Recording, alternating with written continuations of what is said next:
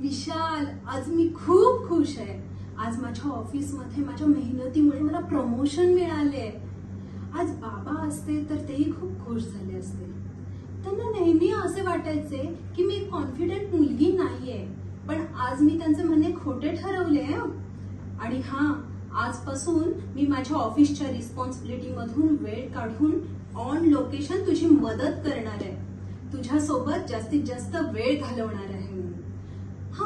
पण मला असे का वाटते की तुला छान नाही वाटत आहे? मला असे वाटते की तू जेलस फील करतोय। पण तू तरी काही का बोलशील? तुला थोडी ना माझ्या मदतीची गरज आहे।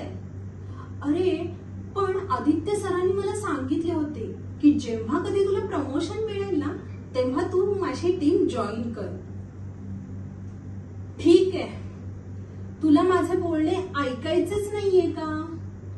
तुला माझ्याकडे लक्षच द्यायचे नाहीये का?